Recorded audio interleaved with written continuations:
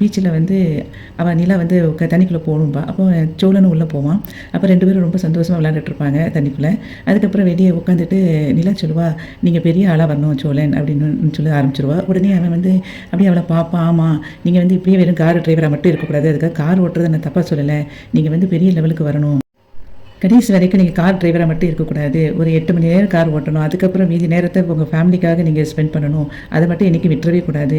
அதுக்கப்புறம் நீங்கள் பழையபடி வேறு என்ன பண்ணலான்னு யோசிச்சுக்கிட்டே இருக்கணும். நீங்கள் பெரிய ஆளாக வரணும்" அப்படின்னு சொல்லும்போதே சோழன் சொல்லுவான் உடனே, "என்ன இப்படி சொல்கிறீங்க? அப்போ என்னை விட்டுட்டு போகிறீங்களா?" அப்படின்னு. "எதுக்கு அப்படி சொல்கிறீங்க? அப்பலாம் போகமாட்டேன்."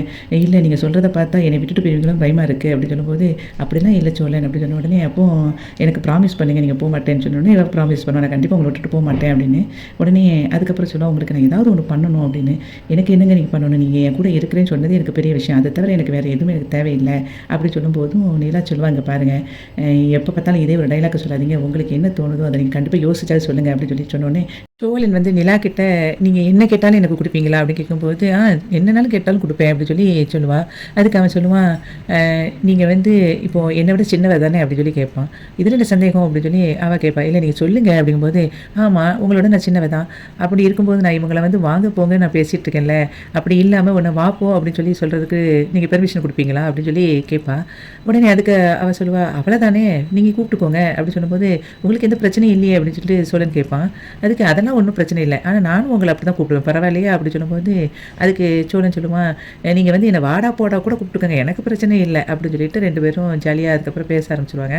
பேசிகிட்டே இருக்கும்போது அங்கே ஐஸ்கிரீம் இருக்கும். உடனே அவள் ஐஸ்கிரீம் கேட்பான்.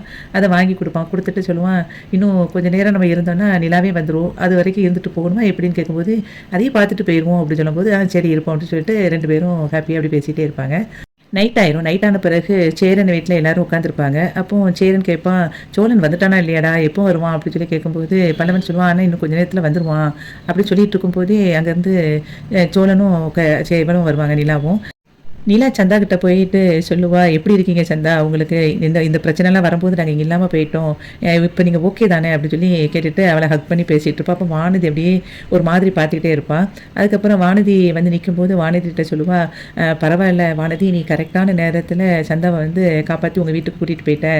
நீ மட்டும் அந்த மாதிரி எடுக்கலைன்னா பிரச்சனை வேறு மாதிரி இருக்கும். பரவாயில்ல" அப்படின்னு சொல்லிட்டு ரொம்ப தேங்க்ஸ் அப்படிங்கிற மாதிரி பேசிகிட்டு இருப்பான். அதுக்கப்புறம் எல்லோரும் எதுக்கு வெளியே நின்று பேசிகிட்டு இருக்காங்க, வாங்க வீட்டுக்குள்ளே போய் பேசலாம் அப்படின்னு சொல்லிட்டு எல்லோரும் வீட்டிலேருந்து பேசும்போது சந்தாவும் நிலாவும் தனியாக பேசிகிட்டு இருப்பாங்க. அப்படி மாறி மாறி எல்லாரும் நிலா கிட்ட ஒரு மாதிரி பேசிகிட்டு இருப்பாங்க. அப்போ வந்து இவ அப்படி சோகமாக உட்காந்துட்டு இருப்பா வானதி. அதை பார்த்தோடனே பாண்டி கேட்பான், "என்னாச்சு?" அப்படின்னு. "இல்லை, உங்கள் அண்ணியும் அண்ணனும் இவ்வளோ நாளும் இல்லை, இப்போ தான் வந்தாங்க. வந்த உடனே பார்த்தீங்கன்னா எல்லாரும் அவங்க மேலே ஃபோக்கஸ் ஆகிட்டு" அப்படின்னு சொல்லும்போது